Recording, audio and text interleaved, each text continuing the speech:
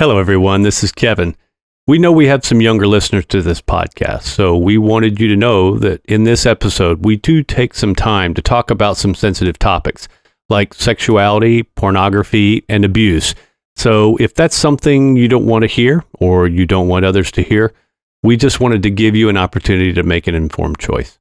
Pastor Kevin Glenn joins us to talk about what we think is a really important series of topics for modern Christians.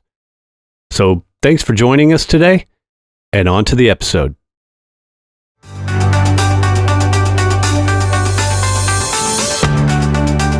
Pollen every day. Yeah, that's true. My sinuses love it. 'Tis the season. A lot of excitement and possibility and a lot of fear. Yeah. Like, oh! He's actually responsible for the things that he does now. Yeah.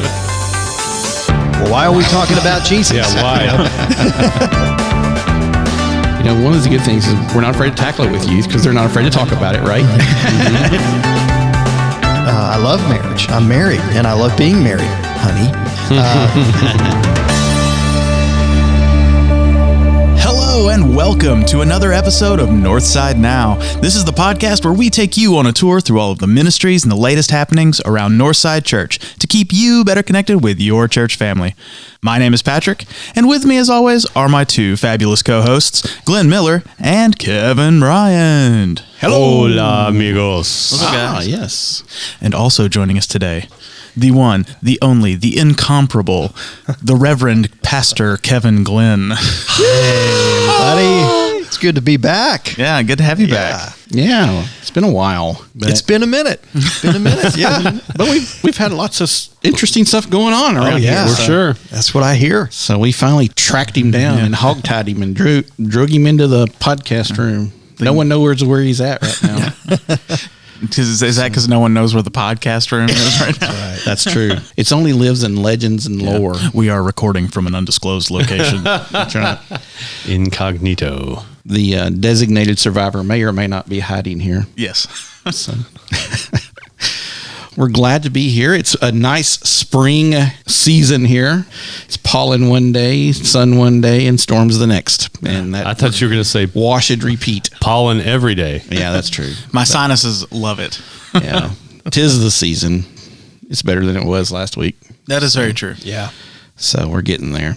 But with spring comes new things. Yep. Right? For sure. And comes a new sermon series. And we've got Rev Kev here today to take us on to what the new sermon series is. And we're going to chat about that here in just a second. So unless y'all have something else, just really super excited. Well, I want to wish my son a happy birthday. All it will right. be belated when Yes. this airs, but he's 18. Wow. And he's come through a whole ton of stuff in his short life, and I'm very proud of him, as with all my kids, but take a little moment to celebrate him today. 18's a big deal. It is. He's an adult now. It definitely is a big deal. Brings a lot of excitement. We talked about this a few weeks ago. A lot of excitement and possibility and a lot of fear. Yeah. Like, oh! He's actually responsible for the things that he does now. Yeah. So anyway, but he's excited to be where he is. And he recently did his senior talk in the youth group on Wednesday nights and did an excellent job with that. So Yeah. good job. Yeah, he Mike is can doing tend to great. be a person of few words. Yeah, sometimes, I mean, he is definitely not the most. He's a man of mystery. Yes. international man. Yes. But he's really thoughtful, and I appreciate that about him. So, way to go. Yeah. All right. So graduates have graduated, and we've It's had, the season of that, isn't it? a whole bunch of holidays here recently with May the 4th be with you and Cinco de Mayo and Mother's Day. Mm-hmm. So, been a lot going on. But Rev Kev, we've got more coming. Yeah, we sure do. By the time this podcast drops, everybody that's on our email list, anyway, with Northside, should have received an email from me kind of talking about what the next series is and a little bit of the rationale behind why is a pastor talking about this kind of stuff? Why this series? Which is always a question I get no matter what the topic is. I even, was asked, well, why are we talking about Habakkuk? I've never heard of a sermon series in Habakkuk, but that's okay. I kind of like to answer that question. I anticipate that question. I'm waiting to do a series on nothing but like the life and ministry of Jesus and have someone ask me, well, why are we talking about Jesus? Yeah, why? No, I'm kidding. But yeah, and so basically what I said in that email, and I'll go over a little bit of that, the number one most consistent and need that kind of comes across my desk, so to speak, from a pastoral counseling perspective, have been needs related to marriage, singleness, and sexuality. Those three things, since I came on, and kind of my big three responsibilities here at Northside, preaching, teaching, to me kind of goes together in one. Visioning, leading kind of goes together in two, and pastoral counseling. So a lot of the pastoral counseling that I'm doing, if I had to, do a chart or a graph or whatever, I mean, far and away, issues related to marriage, singleness, and sexuality are right there at number one of what people both within our church and those that I've connected with that maybe aren't a part of Northside yet, or are part of another church and still want to talk about this kind of stuff or whatever.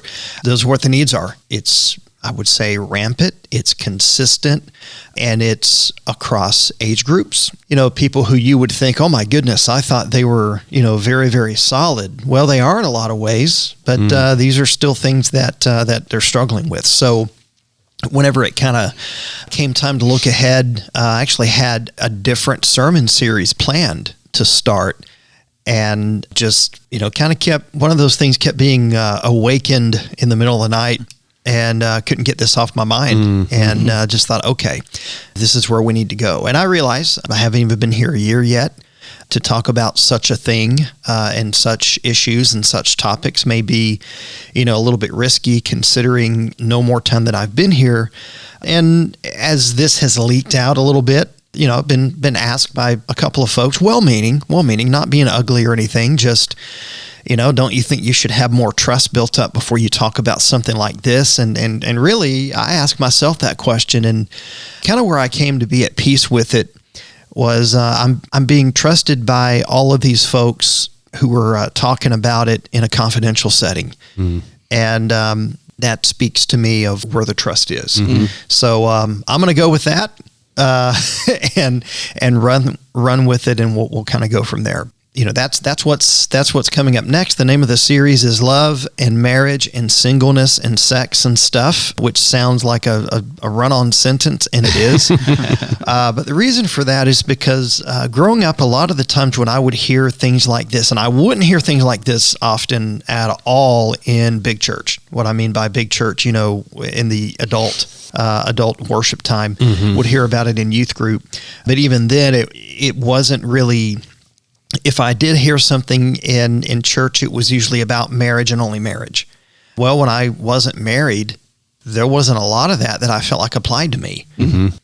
I never heard anything about what it meant to be single. Never heard anything like that. And that's consistently what I hear in the pastoral counseling things, is that by and large, the church has so emphasized marriage that singles kind of feel like they're getting the scraps from the table, if even that. But the Bible has a lot to say about singleness. The Bible has a lot to say about marriage. The Bible has a lot to say about how we manage and navigate our intimate relationships. Because the Bible talks about it so much, because it's such a huge need locally here at Northside and in Jackson. And because we see, if the church was doing such a good job really of navigating marriage well and talking about this well, I think from a worldwide church standpoint, you wouldn't see all of the moral failings that you see with very high profile, prominent pastors and Christian leaders. So it's a problem in the church worldwide. It's an issue. It's really important. And then finally, it's an issue out there in the world as well. In my email, I referenced an article from March 17th in the Washington Post, and it's entitled, "Consent is Not Enough. We Need a New Sexual Ethic." And this is not written by a Christian. This is written by someone with a very secular point of view. And just to read one short part of it, She writes, in our post-sexual revolution culture, there seems to be wide agreement among young adults that sex is good, and the more of it we have, the better. And that assumption includes the idea that we don't need to be tied to a relationship or a marriage, that our proclivities are personal, and that they are not to be judged by others, not even by participants. In this landscape, there is only one rule: get consent from your partner beforehand. But the outcome is a world in which people are both liberated and miserable. And while college scandals and the Me Too movement may have cemented a baseline rule for how to get into bed with someone without crossing legal lines, it hasn't made the experience of dating and finding a partner simple or satisfying. Instead, the experience is often sad, unsettling, even traumatic. And so that's coming from the world of people who were promised freedom and liberation from the sexual revolution, and instead they're finding bondage, pain, abuse. And what's so fascinating about this article is toward the end of it, in looking for another sexual ethic, she appeals to Thomas Aquinas and then, starts heading things in. Maybe we do need to look for a new sexual ethic where sex is recognized as being more than just a physical act. Right. Yeah. How about that? We've been teaching that in the church for how long? And so this is an opportunity in a series like this for us to be at the intersection of what culture is asking and what we have been given from God's word for a long time, if we would only follow it ourselves in the church, right? And talk about it, because we have not talked about it to our peril. Yeah, that's what I was going to say is I've always felt like this was such a taboo subject in the church, and don't talk about sex, don't talk about that kind of stuff. And so I think it's been a disservice to the church that I feel like we're really late to the game in this, because everybody else is talking about it. And Glenn, you and Pastor Kevin, y'all are both, or Pastor Kevin was a youth pastor and you're a youth pastor, and y'all deal with youth, and they pick these things up everywhere. Oh yeah. And they're going to hear it from everybody else. And if the church doesn't get involved in the conversation, then they're not getting a biblical perspective on it. Yeah, it always cracks me up of all the misinformation they end up with. And I mean, it's almost like, did you just pull that out of like a Mad Libs or something? Where did you hear this stuff? And they're talking to each other and the internet and just all kinds of crazy things. And one of the good things is we're not afraid to tackle it with youth, because they're not afraid to talk about it, right? and they have questions. And I think, a lot of adults, we kind of forget that still applies to us. And there's a lot more to it than, like the article says, just the physicality of it. And it's interesting to me why Patrick, you said it was taboo, and I would definitely concur with that in my experience. But the question to me is why? And you might have a historical perspective on that in terms of the way the church has always sort of treated sexuality as a primal, sinful kind of, especially in the official church statement, where it's sin and lots of things tied to that. So it became, really something bad at that point, and likely before that. It's a part of our humanity, and God created us. And so as a part of that, it should be something we're talking about. And I get it that it is uncomfortable.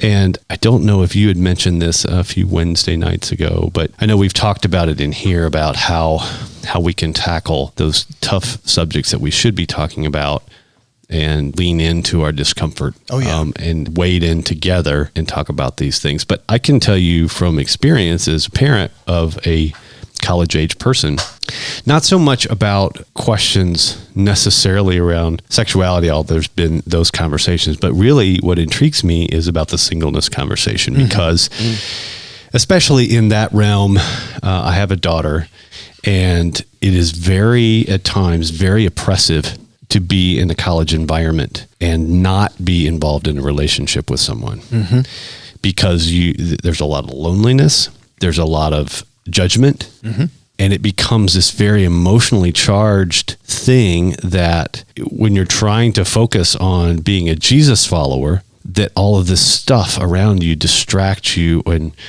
really obstructs you from that relationship, because it's so oppressive about, are you dating anyone? And if you're not, then what the perception is of you.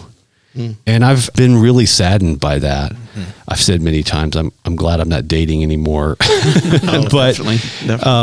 In some ways the landscape's different, but in some ways the landscape's the same, because the humanity, we're all humans and we're still dealing with the issues that we've been dealing with since the beginning of time. But I'm really eager to hear that conversation, particularly around singleness. We know Paul has some things to say about that, but I'm glad you're including that, because I think that is in the gamut of relationships. That's an important component.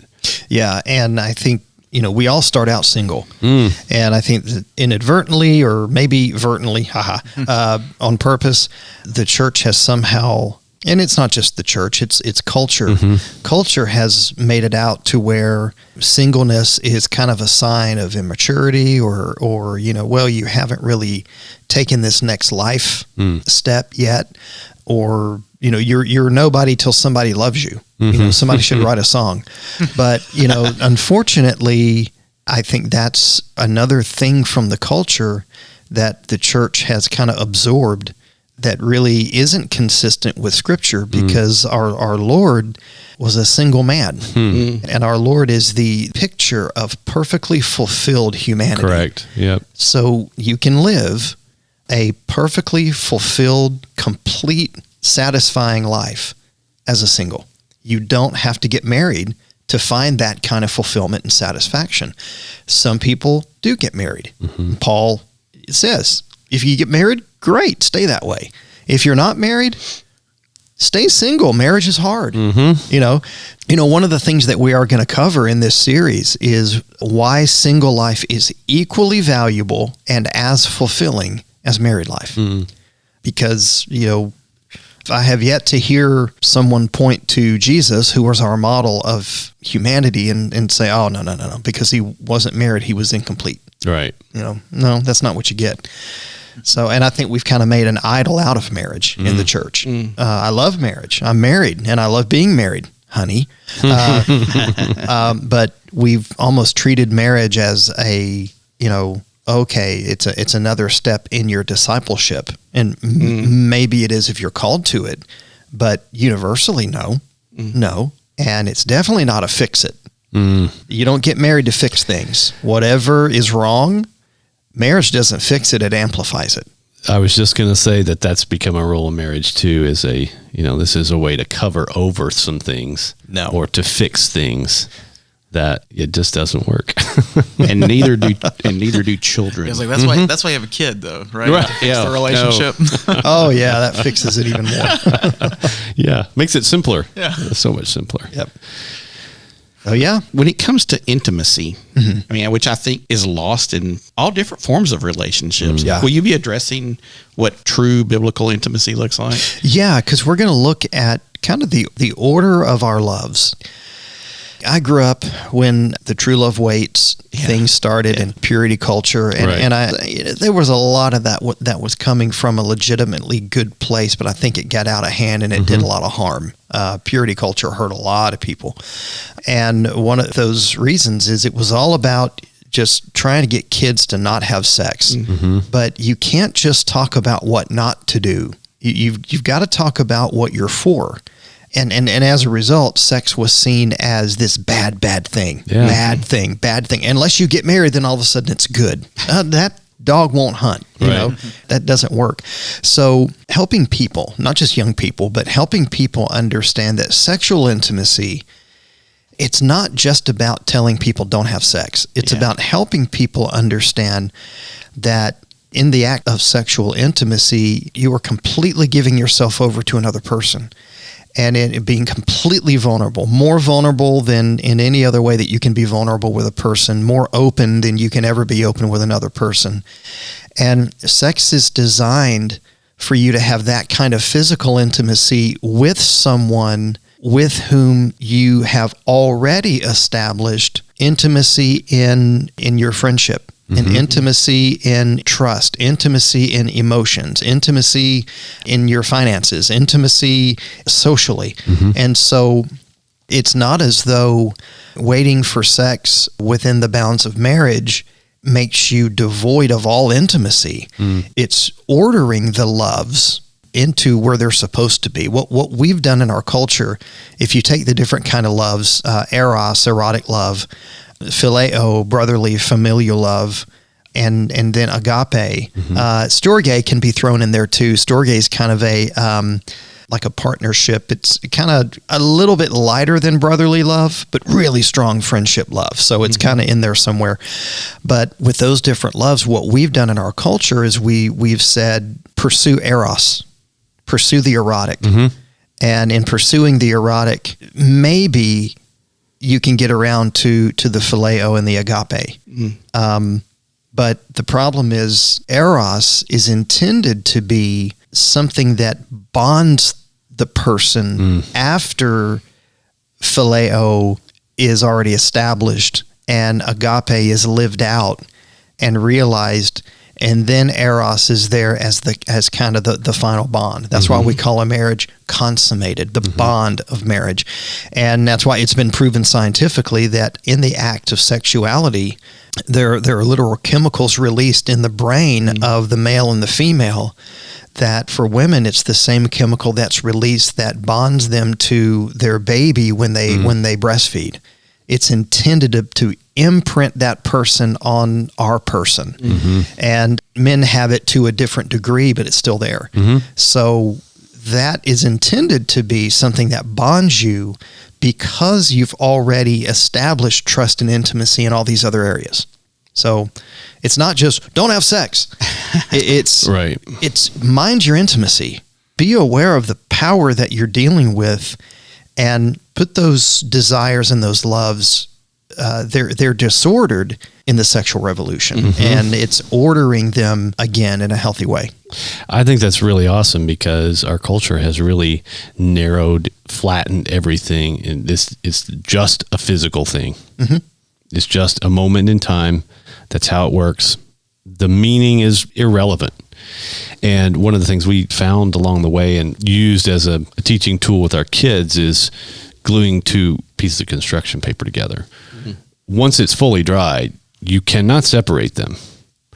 And so that's what the act of sexual intimacy is. So if you try, it will be really torn. And so I thought that was a pretty good visual to think about how God's created that to bond people together. I'm looking forward to the series. I think it's something that, as we've said many times, if we should be talking about, in my opinion, because we know the culture is talking about it. And like you said, Glenn, kids are talking about it. Yeah. Oh, yeah. And so what is the source of information that we would like to be sharing, especially with kids, but with everyone as well? Not TikToks, that's for sure. But you talked about singleness, marriage, sex, but part of the title is other stuff. What is that stuff? Yeah, the other stuff is going to be in relation to marriage. What are the factors that destroy marriages? How can we avoid them? I'm going to talk about divorce as, I think if we see divorce as an amputation, those are radical procedures. And we want to try to do everything we can to avoid an amputation, but sometimes they're necessary in order to save the rest of the body. So I think within the church, some of the mistakes that have been made have been, we can't even discuss divorce. It's got to be avoided at all costs. And so that's why you've had some pastors even, tell women to stay in abusive marriages and vice versa and things like that. Sometimes amputation is necessary for the health of the person. But we don't just go around lopping off limbs whenever somebody has a hangnail either. Right. So, there's kind of that balance. So we'll talk about divorce. We're going to talk about the devastation that pornography has on both single and married people. Believe it or not, the Bible addresses in the word porneia exploitative sexuality. I am going to circle back in just a moment to concerns parents of smaller children might have. I will come back around that. But I can say right now, while, yes, you will hear me use the word pornography, parents, that's really all I'm going to say whenever I talk about it. I'm not going to have pictures, okay? No videos or anything. And because I know some people, they'll be concerned. Well, what, There's going to be nothing suggestive. But here's the thing to remember. I heard a colleague of mine say that if there is a computer or a cell phone in your house, pornography is right there. Mm-hmm. And it is literally the wallpaper of the internet. It's everywhere. And one of the stats that I'm going to share, and I don't have it in front of me, you got to show up for the sermon for that one. But the vast majority of people's first exposure to pornography came when they were searching for something else. They weren't looking for porn. Yeah. They were doing a search for a school project. Yeah. And it's intended to do that. This is one thing. Well, I'll go ahead and talk to parents now. This is one thing I want parents to understand, and I'm not saying this to be snarky, because I know the knee-jerk reaction might be, well, I'm not going to have my kids in there for this.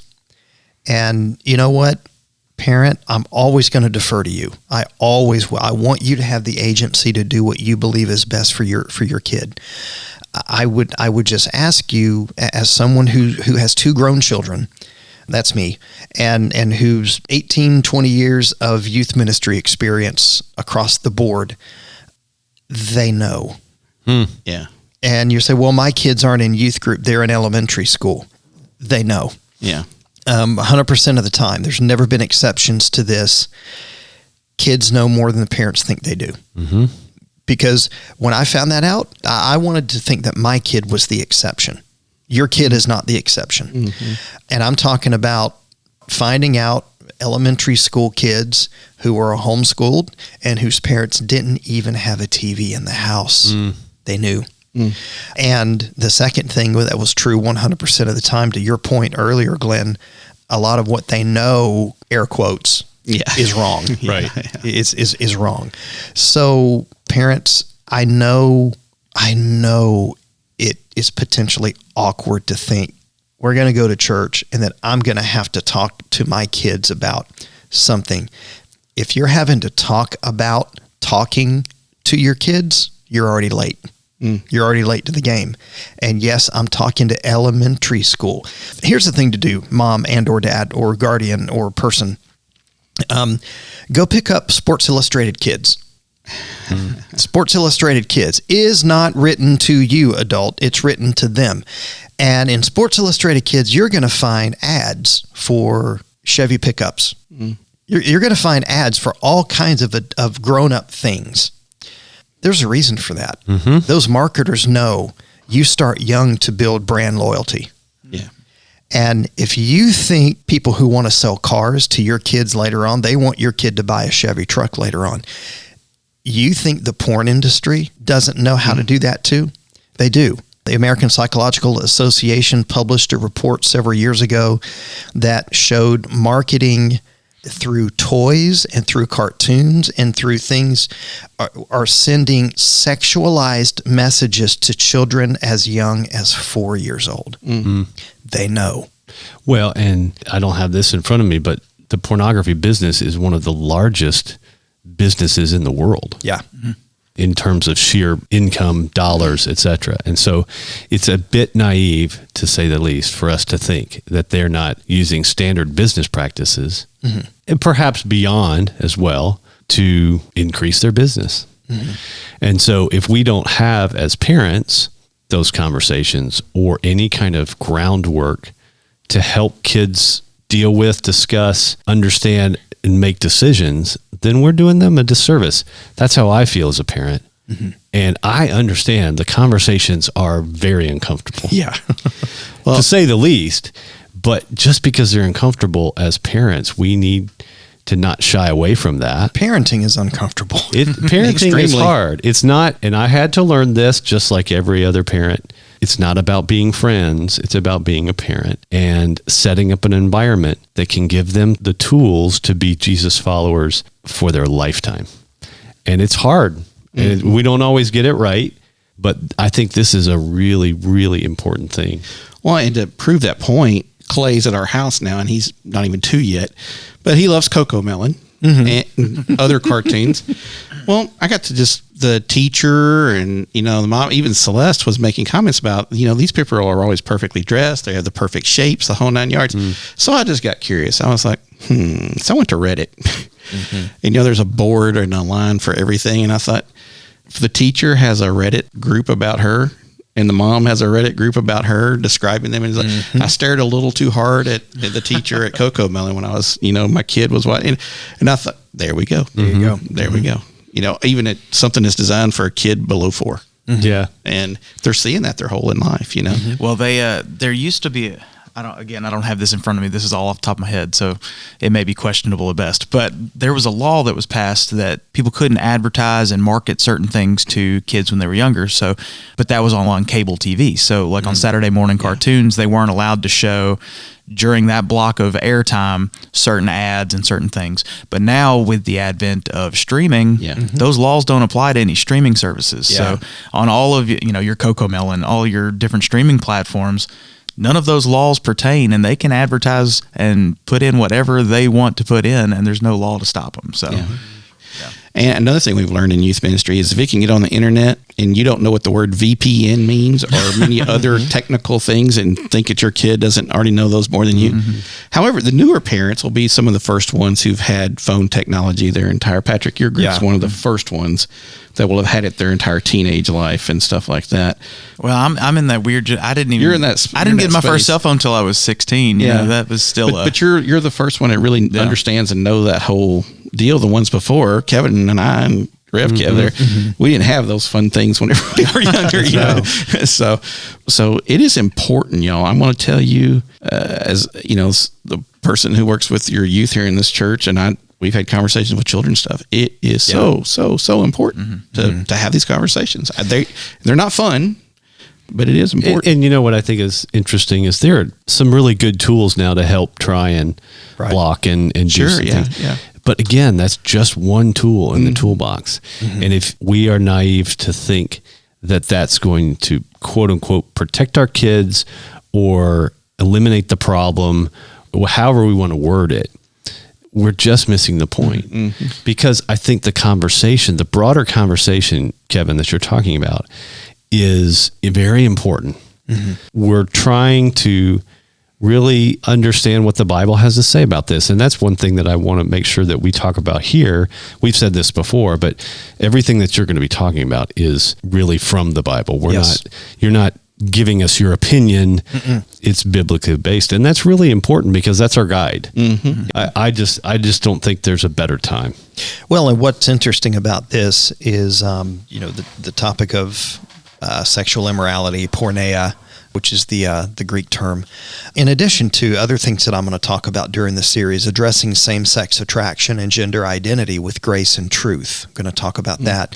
What Scripture teaches about abuse. That's huge, especially with a subset of the Me Too movement was the Church Too movement. It's one of the reasons I left the Southern Baptist Convention, simply because there was so much haggling and blind eye turning and so much of a refusal to really address and deal with the hundreds and hundreds and hundreds of cases of sexual abuse. It was more about protecting the institution. So what does the Bible have to say about abuse? Because I've run into people that, they've pulled some verses out of context and they're like, hey, I don't want to have anything to do with your God. Here's a verse here in the Old Testament that says a woman is supposed to marry the person that rapes her. Oh, okay. Actually, and the thing is, it does. Yeah. But what does it mean? Here I go again. Yeah, it says that. What does it mean? Right. What's the history? There's more to that than what you find on the surface. But, do we even know how to address that? A big one is going to be how do husbands and wives relate to one another within marriage? You hear a lot about roles within marriage and everything. And even I was at a prayer breakfast recently, and one of the people praying was kind of praying for wives to kind of understand their place as a helpmeet. It was very much understood that they thought helpmeet meant submissive and subordinate. Well, that's not what helpmeet means at all, not even close to it. So how many of the problems in marriages and in abuse and in sexuality and all these things are related to kind of a messed up understanding of how husbands and wives are instructed from Scripture to relate to each other. And, to your point, Kevin, about these coming out of Scripture, everything that I'm going to say. And what I love about it is these topics come out of the Bible when the Bible is talking about how Christians are to live and move and have our being in everyday life. They're not taboo in Scripture. Right. You know, the funny thing is, they're mentioned right alongside instructions on how Christians shouldn't engage in unjust business practices and gossip. That's mentioned right along with adultery and same-sex sexual relationships. It's like in the same sentence. He mentioned same-sex sexual relationships, adultery, gossip, greed, and unjust business practices. So, you know, Paul's an equal opportunity offender. You know? But right. I think, but what that tells me is, you know, we're fine coming to church and talking about certain things. And then, we shouldn't talk about that. Well, the Bible does. The Bible talks about all this stuff thrown in together because this is the life that we live every single day. And so that's going to be my approach too. If it was good enough for Paul, it's good enough for me. Well, I think as I've been challenged and grown in certain circumstances in my spiritual journey too, is that the word church, first of all, it's not just a building, it's people, but it's come to mean so much more to me than it did when I was younger. It really isn't just a place to come and listen and talk about this Bible verse and go home and be done. It really is, and I think you mentioned this in a sermon recently about, is it a social club or is it a hospital? Yeah. Matthew West has this in a lyric in one of his songs as well. And I really have been challenged by that, I think, me personally, and also to think about, that's really a good analogy. And so many times I'll speak for myself, have come to church wanting the worship to be like this, wanting to hear this message or whatever, and end up walking away challenged with more questions maybe than I started. But the process of doing that is how we grow, is how we discover who we are, what's important to us, and really puts breath and life into our relationship with Jesus and with God. Yeah. And speaking of relationships, going back to parents real quick, I do want to say this before I forget. Again, we want to honor your agency, parents. And so if at the end of the day, you really are saying, hey, I'm just not quite ready for my little one to hear some of this stuff, I want you to know that, because of the new programming we have in our children's ministry now, if you go to the 9:15 service or the 10:30 service, we have ministries for your kiddo to participate in that takes them out of the sanctuary for that hour. So those are options for parents. If you want to have them in the service with you, you can. You can go to our 8 a.m. service, and that's fine. If you want to have them with you at our 9:15 and 10:30, that's fine too. But if at those 2 hours, 9:15 and 10:30, you'd rather them be out of the room, you can check them into our children's ministry programming up in the Summit, and they will have a blast. And Christy is not doing a watered down version of this series. Right. Don't worry. So parents, we do want you to know it's okay if you're just not quite ready yet. You might need to get some things in order in your own heart first. And that is certainly understandable. So just know that we support you. And the other thing that I'm going to do is each week of the series, I am going to send out a synopsis to parents. And it's going to have just kind of a thumbnail sketch of the main points and kind of an overview. I'm not giving you my notes. I don't want you to know all my secrets, but it'll be enough that you can look at that and kind of know what's coming, so that you can even have some preemptive conversations with your little one if you need to. Good stuff. Well, one of the things I tell kids all the time, and I'm so glad we're doing this, I'm really excited because, youth ministry used to be on the sex, drugs, and rock and roll. There's all these things that you're worried your kid's going to do or not do or be involved with. You're not going to escape the planet if you make it through teenagerdom or young adultdom or whatever without dealing with these issues. These are all relational issues. They're all people to people things. And a lot of it is inside of yourself too. And it's your relationship with God, your relationship with yourself, your relationship with others.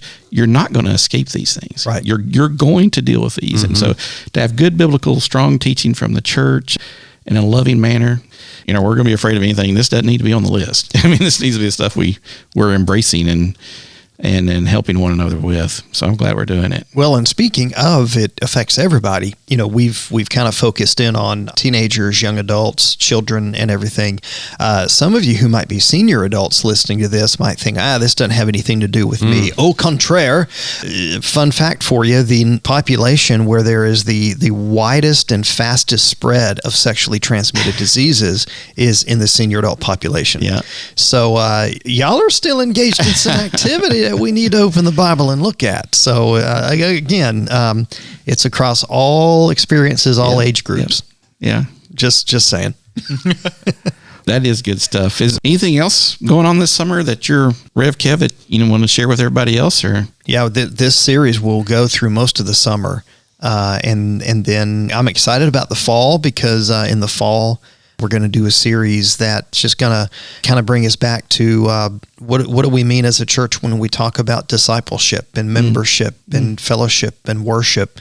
So that's going to be a different series as well. But looking forward to that one too. And during the summer, wow, Vacation Bible School's coming and vacation is coming for me. So I'm excited about that. Yeah. Good stuff.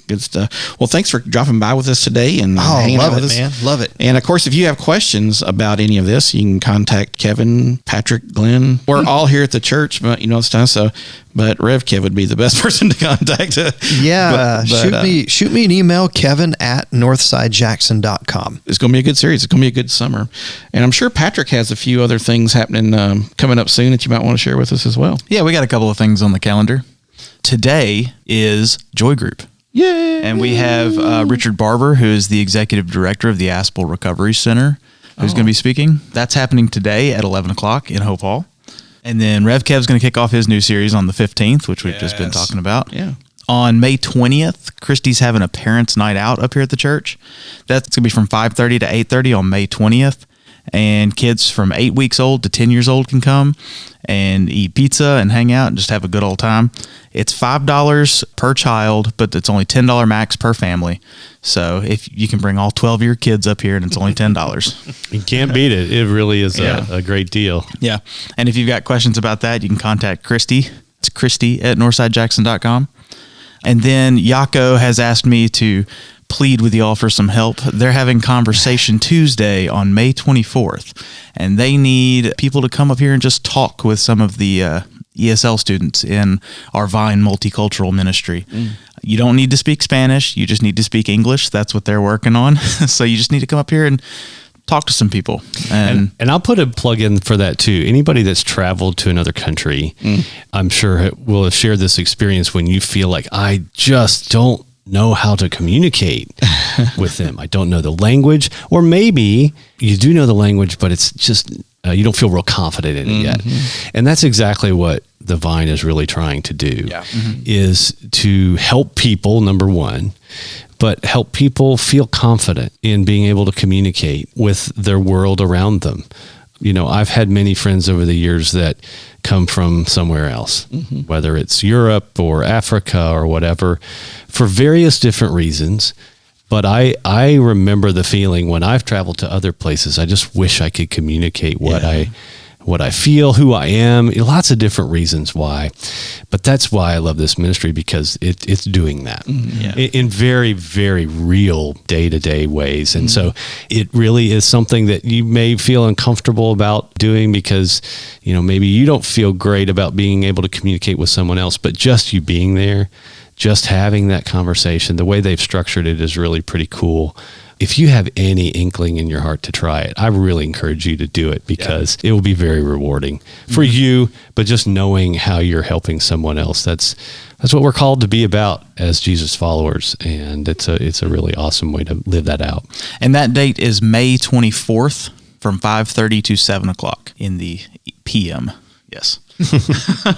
And if you have any questions about that, you can contact Yako at northsidejackson.com. All of this contact information is on our staff page on our website. So in case you ever forget or need to look it up, you can go to our staff page on the website, and every person has their contact info next to them. And then I can't not talk about this. We mentioned it last week, but the youth musical is coming up in June. Okay. So put these dates on your calendar. June 3rd through the 5th. It's a Friday night, a Saturday night, and then we're going to do a Sunday matinee. And the musical is going to be called Wanted. I don't know how much I can talk about. How much are we like... We can talk. Teasing about your NDA doesn't allow you to talk about anything. How much are we wanting to give away just yet?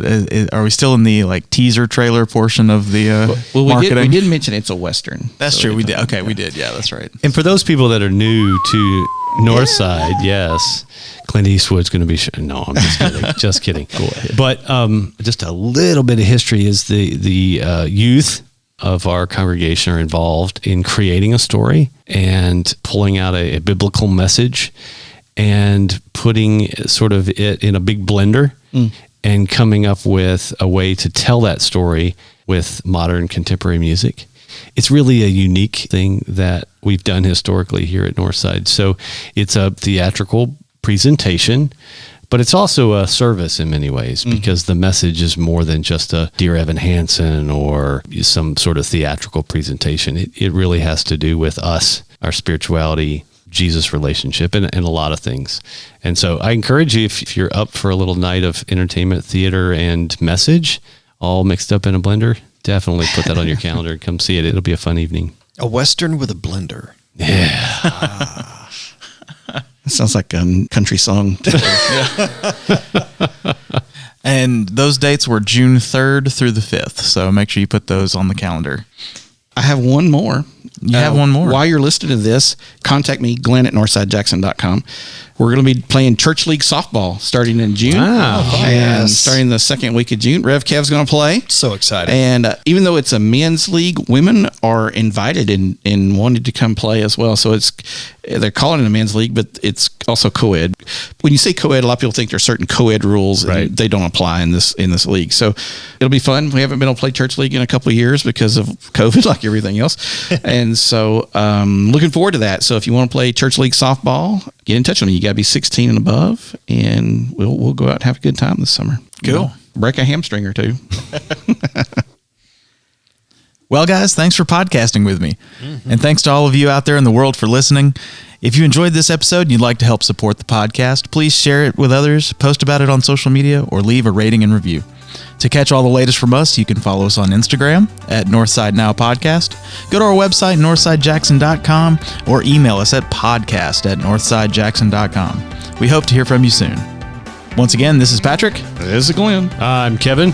I'm Kevin Glenn. And that's what's happening at Northside Now. Bye-bye.